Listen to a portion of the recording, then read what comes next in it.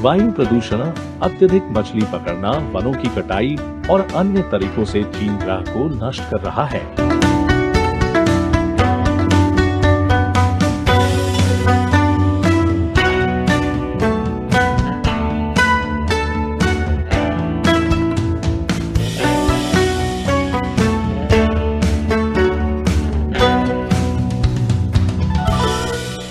China uncensored में आपका स्वागत है। मैं क्रिस चैपल हूं। यह एपिसोड मोवा ग्लोब्स द्वारा प्रायोजित है। ये वास्तव में अद्भुत ग्लोब हैं जो अपने आप घूमते हैं बिना बैटरी के, और आपको ये ब्लैक एंड सिल्वर मॉडल में भी मिलते हैं या उनके अन्य महान विश्व मानचित्र डिजाइनों में से एक। आप हमारे ग्रह की सुंदरता की सराहना कर सकते हैं। जब तक आप पृथ्वी की सुंदरता की सराहना कर सकते हैं तब तक करें, क्योंकि इसके बाद तो ये बंजर जमीन बन जाएगी। आज मैं उन 5 तरीकों के बारे में बात करने जा रहा हूं जो चाइना हमारी दुनिया को बर्बाद करने के लिए कर रहा है। इनमें से अधिकांश ऐसे विषय हैं जिन पर मैंने पहले चर्चा की है, इसलिए इसे किसी सिटकॉम के क्लिप शो की तरह समझें। नंबर 5, वायु प्रदूषण। चीन में वायु प्रदूषण का अनुमान है कि 2000 से अब तक 30 मिलियन से अधिक वयस्कों की अकाल मृत्यु हुई है। चीन में वायु प्रदूषण इतना बुरा है, इसका असर अमेरिका के पश्चिमी तट पर महसूस किया जा रहा है। पर्यावरण संरक्षण एजेंसी का अनुमान है कि कुछ दिनों में लॉस एंजल्स के आसमान में 25% तक प्रदूषक चीन में पाए जा सकते हैं।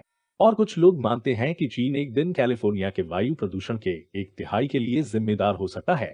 कैलिफोर्निया का शेष वायु प्रदूषण कहां से आएगा? जंगल की आग, धुंध और काले स्वाद वाले वायु बादल। 2019 में चीन ने दुनिया के 27% ग्रीन हाउस गैसों का उत्सर्जन किया। ये संयुक्त रूप से हर दूसरे विकसित राष्ट्र से अधिक है। उत्तरी चीन में जीवाश्म ईंधन, मुख्य रूप से कोयले के जलने से वायु प्रदूषण, लोगों की मृत्यु औसतन 5.5 साल पहले हो रही है, जितना वे अन्यथा कर सकते थे। चीन की भयानक वायु गुणवत्ता मुख्य रूप से जलते कोयले के कारण है। चीन ने कोयले पर कटौती करने का वादा किया है।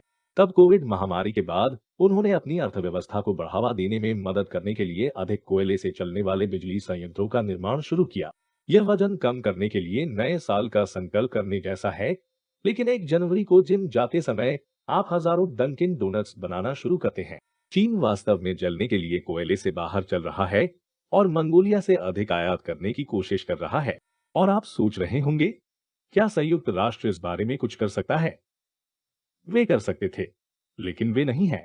संयुक्त राष्ट्र ने दुनिया की सबसे बड़ी अर्थव्यवस्थाओं से 2030 तक कोयले को चरणबद्ध तरीके से समाप्त करने का आह्वान किया है, लेकिन चीन को 2040 तक इसका इस्तेमाल जारी रखने की इजाजत दे रहा है।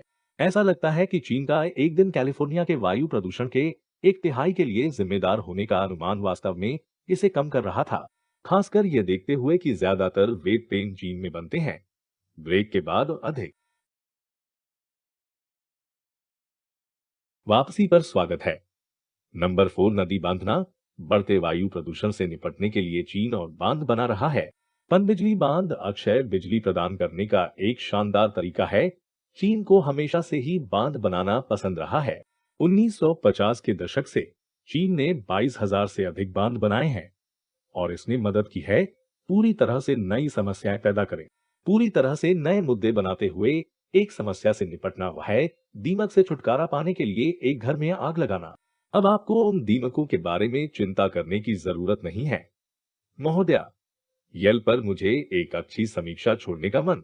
एक नई समस्या यह है कि इनमें से बांध भूविज्ञान को इतना बदल रहे हैं कि वे छोटे भूकंप पैदा कर सकते हैं। मिंजियांग नदी पर जिपिंगपू बांध एक बड़ी खराबी से 1 मील से भी कम की दूरी पर है। 2009 में 7.9 तीव्रता वाले वेंचुआन भूकंप, जिसमें 80,000 लोग मारे गए थे, जिपिंगपू बांध से 6 किलोमीटर से भी कम की दूरी पर आया था। तब से 50 से अधिक अध्ययनों में इस बात के प्रमाण मिले हैं कि बांध में जलाशय ने गलती प्रणाली के माध्यम से छोटे भूकंपों को ट्रिगर किया, जिससे बहुत बड़ा और बहुत घातक भूकंप आया। लेकिन है, कम से कम उनके पास बिजली तो है। इस तरह रात में भी बचे हुए लोग अपने घरों को नष्ट होते हुए स्पष्ट रूप से देख सकते थे। फिर थ्री गोर्जेस डैम है। थ्री गोर्जेस डैम यांसी एशिया की सबसे लंबी नदी के पार 1.5 मील तक फैला हुआ है। यह अमेरिका के हूवर बांध की जल विद्युत शक्ति का 10 गुना उत्पादन करता है। थ्री गोर्जेस डैम के निर्माण ने भी लाखों लोगों को विस्थापित किया। लेकिन जिपिंगपू बांध से उत्पन्न बड़े पैमाने पर भूकंप को देखते हुए शायद ये सबसे अच्छा है कि लाखों लोग जितना संभव हो सके दूर हो जाएं। और ये सिर्फ चीनी नागरिक नहीं है जो इस सभी बांध निर्माण के परिणाम स्वरूप पीड़ित है। डेटा से पता चलता है कि मेकांग नदी के किनारे चीन के बड़े बांधों ने म्यांमार, लाओस, थाईलैंड, कंबोडिया और वियतनाम में लाखों लोगों के लिए पानी की आपूर्ति में भारी कमी की है। और भारत चिंतित है कि तिब्बत में चीन के बांधों के कारण उनके साथ भी ऐसा ही हो सकता है। मैं तो यही कह सकता हूं कि चीनी बांधों से बचकर रहें। नंबर 3, अत्यधिक मछली पकड़ना। चीन का बढ़ता मछली पकड़ने का बेड़ा दुनिया के महासागरों को खत्म कर रहा है। दुनिया की लगभग आधी मछली पकड़ने की गतिविधि के लिए चीन जिम्मेदार है। अनुमानों के अनुसार उनके पास 2 लाख से 8 लाख मछली पकड़ने वाली नावें हैं। उन अनुमानों में इतना बड़ा अंतर है क्योंकि चीन अपनी मछली पकड़ने की गतिविधि के बारे में बहुत गुप्त है, जो अमेरिकियों के विपरीत है, जो अपनी मछली पकड़ने की गतिविधि के बारे में बहुत अधिक जानकारी प्रदान करते हैं। ओवरसीज डेवलपमेंट इंस्टीट्यूट के एक अध्ययन के अनुसार चीन के दूर के पानी में मछली पकड़ने के बेड़े में 17,000 जहाज तक हो सकते हैं। ये पहले की सोच से 5 से 8 गुना ज्यादा है। अधिकांश चीनी दूर पानी के जहाज इतने बड़े हैं कि वे एक सप्ताह में उतनी ही मछलियां पकड़ सकते हैं जितनी स्थानीय जहाज एक वर्ष में पकड़ सकते हैं। यह आदमी भी सोचता है कि ये बहुत अधिक मछली पकड़ने वाला है। चीन का अत्यधिक मछली पकड़ना अक्सर अवैध होता है और इसने कुछ द्वीपों की आजीविका को तबाह कर दिया है। 2 पूर्व अमेरिकी अधिकारियों के अनुसार चीनी जहाजों द्वारा अवैध अनियमित मछली पकड़ना अमेरिकी समूह और गुआम में और हवाई के रूप में पूर्व में आम हो गया है और विदेशों में चीन की मछली पकड़ने से मौतें हुई हैं। उत्तर कोरियाई भूत नौकाओं ने जापान में राख को धोया है, जिसमें उत्तर कोरियाई मछुआरे शामिल हैं जिनके भूखे शरीर कंकालों में सिमट गए थे। सबसे संभावित स्पष्टीकरण यह है कि चीन ने उत्तर कोरियाई जल में अवैध रूप से मछली पकड़ने के लिए औद्योगिक नौकाओं का एक आर्मडा भेजा, जिससे उत्तर कोरियाई छोटी नौकाओं को मजबूर किया गया और इस क्षेत्र में विद्रुप की 70% गिरावट आई। उत्तर कोरियाई मछुआरे तब स्क्विड की खोज के लिए तट से बहुत दूर चले गए और इस प्रक्रिया में उनकी मृत्यु हो गई। इसके जवाब में मुझे यकीन है कि किम जोंग उन ने कहा, यह अपमानजनक है। अगर कोई उत्तर कोरिया के नागरिकों को भूखा मरने वाला है तो वह मैं ही हूँ। चीन के मछली पकड़ने का स्तर अस्थिर है। सेनेगल के समुद्री अनुसंधान संस्थान के पूर्व निदेशक ने कहा, हम एक अभूतपूर्व संकट का सामना कर रहे हैं। अगर चीजें वैसे ही चलती रहीं तो लोगों को जीवित रहने के लिए जेलीफिश खाना पड़ेगा, जो भयानक होगा। चूंकि ब्रिटिश भोजन पहले से ही उनके नए पब भोजन जेलीफिश और चिप्स के बिना काफी सकल है। ब्रेक के बाद और अधिक वापसी पर स्वागत है। नंबर 2, वनों की कटाई।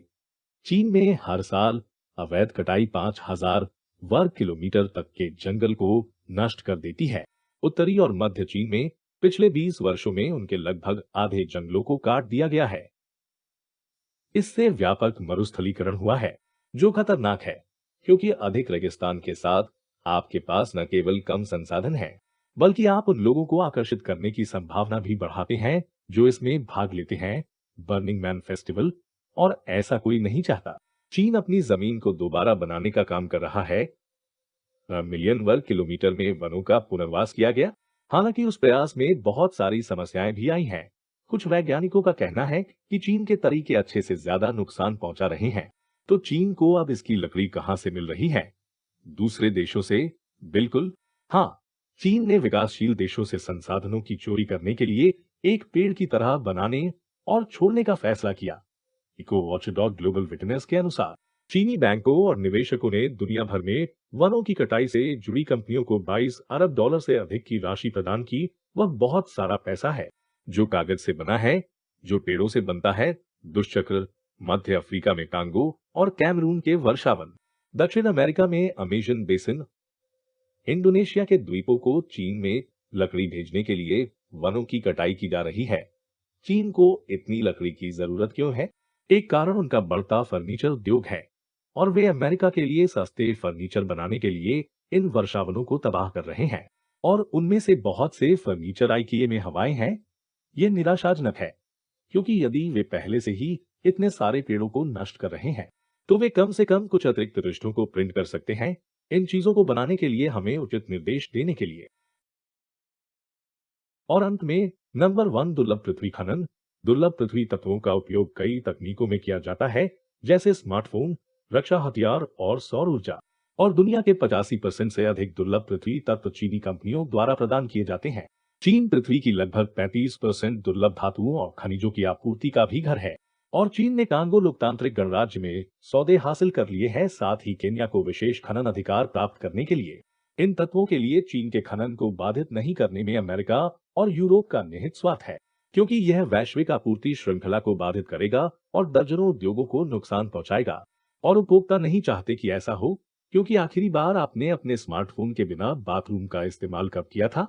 ये सब खनन और इसे रोकने के लिए प्रेरणा की कमी एक समस्या है, क्योंकि यह पर्यावरण को तबाह कर रही है। खनन में प्रयुक्त रसायन वायु प्रदूषण, शरण और भूजल में रिसने का कारण बनते हैं। जब आप चीन में होते हैं, तो मुझे लगता है कि सोडा पीना और वाष्प के बादलों को सांस लेना स्वास्थ्यप्रद विकल्प है। ओह, और मैं लगभग उल्लेख करना भूल गया, चीन ने अपने खनन में गुलाम बिगर मुसलमानों का इस्तेमाल किया है। इसका कोई बहाना नहीं है। चीन ने अफ्रीका में अपने खनन कार्यों में गुलाम बच्चों का भी इस्तेमाल किया है। वहां है, ठीक है, इसके लिए एक बहाना है। बच्चे माइनक्राफ्ट से प्यार करते हैं और अब वे इसे वास्तविक जीवन में अनुभव कर रहे हैं। समस्या यह है कि वास्तविक जीवन में यदि वे मर जाते हैं, तो वे प्रतिक्रिया नहीं करते हैं और हम एक नई दुनिया का निर्माण नहीं कर सकते। और उस खूबसूरत ग्रह की बात करें जिसे हम संरक्षित करना चाहते हैं। इस एपिसोड को मोवा ग्लोब्स द्वारा प्रायोजित किया गया है। मैंने पहले मोवा ग्लोब के बारे में बात की है। मुझे तकनीक पसंद है। ये स्वचालित रूप से घूमता है, परिवेशी सूर्य के प्रकाश द्वारा संचालित होता है। जब आप इसे उठाते हैं, तो ये घूमता रहता है, और जब आप इसे वापस इसके आधार पर रखते हैं, तो ये अपनी गति को ठीक कर देता है। मोवा में दर्जनों अन्य शानदार डिजाइन भी हैं, और सीमित समय के लिए आप कोड लागू करने पर 6 इंच और 8.5 इंच के मोवा ग्लोब पर 10% की छूट प्राप्त कर सकते हैं। China Uncensor. तो नीचे दिए गए विवरण में लिंक पर क्लिक करें और अपना पसंदीदा संस्करण चुनें। और जब आप मोवा ग्लोब खरीदते हैं, तो आप चीन के बारे में अपने पसंदीदा शो का भी समर्थन करेंगे। तो मोवा ग्लोब देखने के लिए नीचे क्लिक करें और चाइना अनसेंसर्ड कोड का उपयोग करें। एक बार फिर मैं क्रिस चैपल हूं। अगली बार मिल